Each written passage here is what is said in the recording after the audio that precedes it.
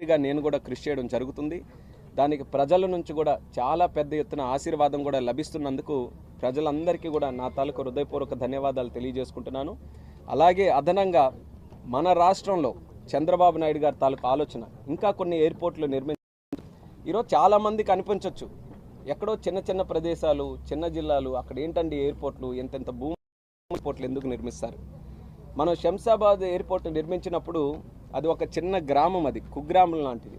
హైదరాబాద్ పట్టణం ఒక దగ్గర ఉంటే దానికి సుమారు 30 కిలోమీటర్ల బయట శంషాబాద్ ఉంటే అసలు ఎందుకండి ఇంకో ఎయిర్పోర్ట్ ఇక్కడ? 5,000 ఎకరాలు ఏంటండి, అసలు దేనికైనా ఉపయోగపడుతుందా అని ఆ రోజు అన్న మాటలకి 20 సంవత్సరాల తర్వాత ఈరోజు ఆ స్పేస్ కూడా ఈరోజు సరిపోతుంది హైదరాబాద్లో ఉన్న ఎయిర్పోర్ట్. ఈరోజు మనకి గత నెల జూలై 11వ తేదీన ముఖ్యమంత్రి గారు కూడా ప్రత్యేకంగా ఒక విజిట్ భోగాపురంకి విచ్చేసి ఆయన మొత్తం ప్రాజెక్ట్ ఒకసారి రివ్యూ చేసుకొని